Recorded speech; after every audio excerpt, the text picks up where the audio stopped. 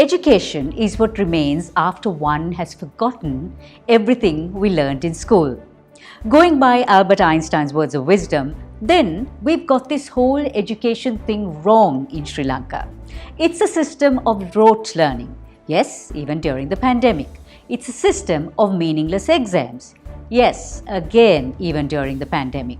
And it's a system that doesn't encourage critical thinking. Once again, you would have thought that the pandemic would have spurred change, but it hasn't. Out there in the big wide world, all that remains as a skill once you finish school is critical thinking. A soft skill that is sought just not in universities alone, but in the world of work. Basically, it's about thinking out of the box, understanding how something works, pulling things apart, and identifying the building blocks. Today on Srilanka Life Let's Talk, we push those buttons on critical thinking.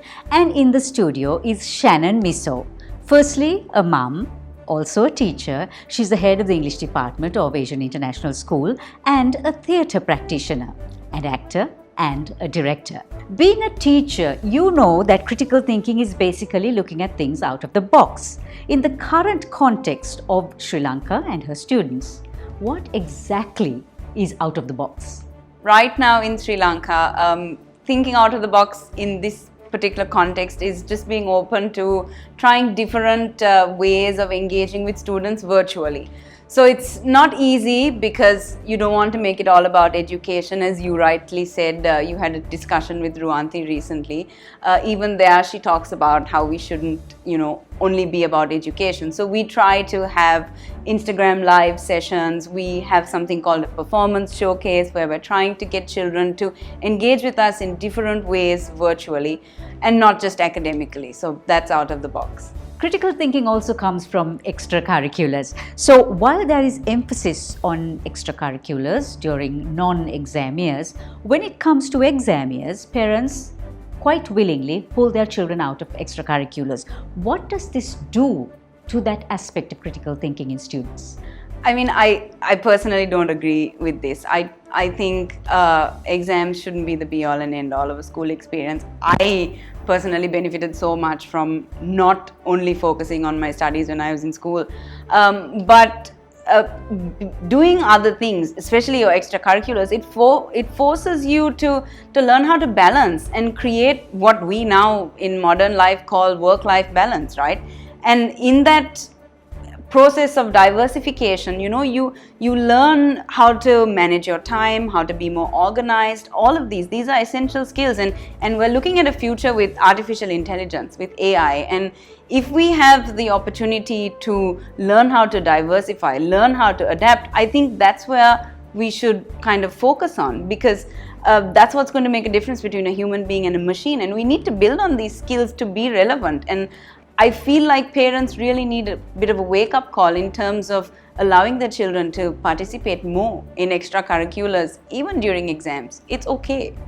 You speak of diversification. How does this diversification impact in the world of work? I feel that if a student isn't allowed to diversify, and if a student doesn't develop critical thinking abilities, I think in a workplace situation, he or she may be easily replaced by a machine. I mean, we need to focus on what makes us human, number crunching, all of that. That's what a machine can do, right? And I constantly tell kids that, this is why we need the humanities. The humanities is dying. And we need to get more involved in the humanities because this is what is going to take you a long way, literally and figuratively. Get involved in your extracurriculars, do theatre, do performance, read. Community service is important, internships are important, taking a gap year is important. This is what is going to allow students, when they come out into the world, to learn to adapt and to exist.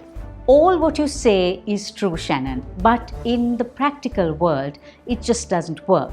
Because at the end of the day, what is important to both students and parents are the grades, because that's how they get ahead. Now, in that scenario, what do you say to both parents and students? I want to say to parents that education is holistic, that it's not only about grades, and that I think sometimes, it sounds very prosaic, but at the end of the day, cultivating a proper human being, a human being who is human, is what is important. And that's why you need to learn skills that will help you to adapt wherever you are, whatever you're doing. And that's the message that I would really like parents to take, that yes, we're virtual right now. Yes, it's rather essentializing. Yes, it's rather generalizing. But we need to refocus on what is important, on teaching your child a skill that will let your child thrive when you're no longer there.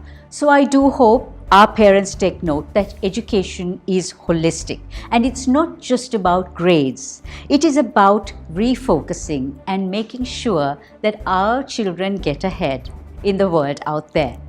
Thank you very much, Shannon, for joining us on Kaleidoscope Srilanka Live Let's Talk. It has been a true pleasure. If you like our show today, then show us simply by pressing the like sign on YouTube. And if you haven't done so already, subscribe to Kaleidoscope with Savithrirodrigo and follow us on Facebook and Instagram.